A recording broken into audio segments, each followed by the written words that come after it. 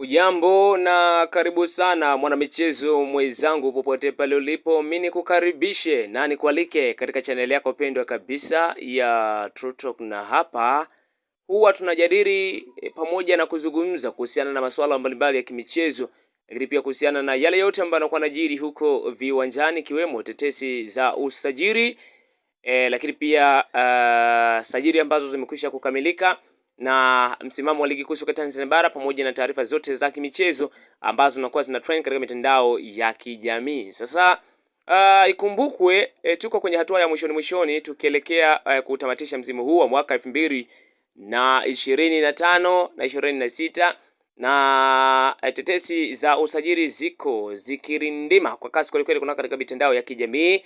Na mimi vilabu vya nchini kwetu Tanzania tayari scouting zake zimekwisha kuanza kufanya utafiti kuhusiana na majina ya wachezaji tofauti kutoka katika vilabu mbalimbali, ili kuhakikisha kwamba klabu za Tanzania zinakwenda kufanya sajili za wachezaji mapema kwa lengo la kupunguza ile pressure kuelekea katika dirisha kubwa la usajili, ili kukabili vema msimu ujao. Maana lengo la usajili ni kuimarisha vikosi kwa ajili ya kukabili vyema msimu unaofuata. Sasa ili kupunguza ile pressure ya dirisha kubwa la usajili, vilabu vingi tayari scouting zimekwisha kuanza kufanya research, kwa maana ya kufanya utafiti kwa baadhi ya wachezaji kutoka katika vilabu mbalimbali vya ndani na nje ya Tanzania, ili kuhakikisha kwamba kuelekea katika dirisha hili kubwa la usajili, ama kabla ya dirisha kubwa la usajili kufunguliwa, baadhi ya wachezaji ambao ni wako huru, naweza kusema hivyo, wana sign kandarasi na vilabu husika. Sasa ziko taarifa kadha ambazo niko nazo hapa mezani kwangu siku hii ya leo, ambazo natamani tuweze kuzungumza kwa kina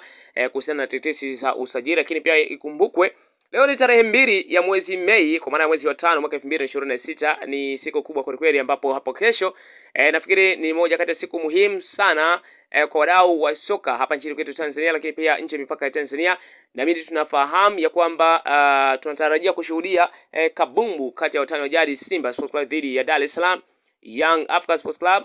Itakuwa ni dabi ya Kariakoo itakayochezwa pale katika uwanja wa General Isamuhyo jijini Dar es Salaam, na unakuwa ni mchezo wa ligi kuu soka Tanzania bara raundi ya 20 kwa timu zote mbili, kwa maana ya mchezo wa 20 wote wamecheza idadi sawa ya mechi, wamecheza michezo 19. Nafikiri wiki hii hapa wengi watakwenda kuanza raundi nyingine ya 20. Kwa hiyo Simba wanaenda kucheza na Yanga hapo kesho, itakuwa ni tarehe 3 ya mwezi wa 5 mwaka 2026 katika uwanja General Isamuhyo. Ni moja kati ya mchezo muhimu sana na mkubwa kweli ambao unatarajiwa kuweza kushuhudiwa na wadau mbalimbali wa soka kutoka ndani na nje mipaka ya Tanzania, na ni moja kati ya mchezo ambao nafikiri unaleta hamasa ya kwenda kutizama ama kufuatilia kwa umakini zaidi, kwa ni nani atakayeenda kutoa alama tatu muhimu kuelekea katika mchezo hapo kesho. Ni nani ataenda kuwa mimi ataenda kuanza kumheshimu mwenzake. Kwa hiyo hapo kesho dakika 90 za mwamuzi zitaamua. Sasa yako mabadiliko kadha ambayo yamekwisha kujitokeza mpaka hivi sasa kuelekea katika mchezo wa hapo kesho, ikiwemo kwa upande wa atakayesimamia ama kuongoza mchezo wa hapo kesho. Kuhusiana mimi kutokana na taarifa ambazo niko nazo hapa ni kwamba refa kutoka nchini Morocco anayefahamika kwa jina la Hamza El Falk, yeye atakuwa ataongoza mchezo hapo kesho kati ya watani wa jadi Simba Sports Club dhidi ya Dar es Salaam Young Africa Sports Club. Na ameandika Miki Junior Jr ameshare moja kati ya posti ambazo zimeonyesha Hamza ambaye anatarajiwa kuja kuongoza mechi ya hapo kesho, na ameandika hivi: Moroccan referee Hamza El Fark has been appointed to officiate the high anticipated derby between Simba and Yanga tomorrow in Tanzania. All his assistant will also be from Morocco. Kwa hiyo mabadiliko yaliyopo ni kwamba sasa hivi refa atatokea nchini Morocco, lakini pia pamoja na wasaidizi wake wote watatokea nchini Morocco. Sasa hii ina maana gani? Kwamba hapa kwetu tunao uhaba wa marefa, ama marefa wetu hawana hizo qualification za kuweza kuchezesha dabi, ama wanaure ushabiki sana kuliko kazi.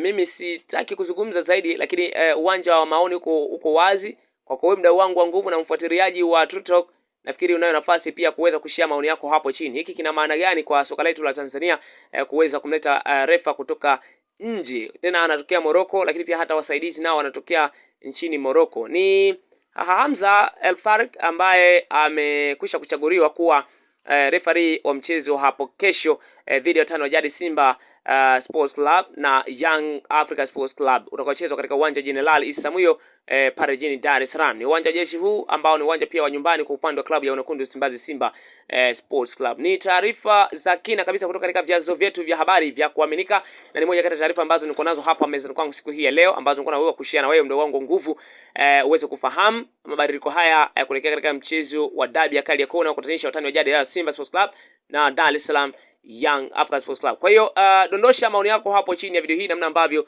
umetizama na kusikiliza hiki ambacho nimeshare na wewe hapa, lakini pia maoni yako kuelekea katika mchezo wa dabi ya Kariakoo hapo kesho siku ya tarehe 3 mwezi Mei mwaka 2026 pale katika uwanja wa Jenerali Isamuhyo jijini Dar es Salaam. Tana hiki ndicho ambacho nimekuwa kushare na wewe mdogo wangu wa nguvu. Mimi niseme tu sina jingine la ziada la kuzungumza zaidi tu nikutakia wakati mwema, na usisahau kusubscribe kwa kwamba ndio mara yako ya kwanza kabisa kuweza kukutana nasi, kwa sababu ni jukumu letu kuweza kukuhabarisha, kukuburudisha pamoja na kukata kiu yako ya burudani. Lakini pia kama nilivyozungumza hapo awali, hapa huwa tunajadili na kuzungumza kuhusiana na masuala mbalimbali ya kimichezo, lakini pia tetesi za usajili pamoja na yale yote ambayo yanakuwa yanajiri huko viwanjani. Binafsi sina jingine la ziada la kuzungumza, na uwe na wakati mwema. Bye bye.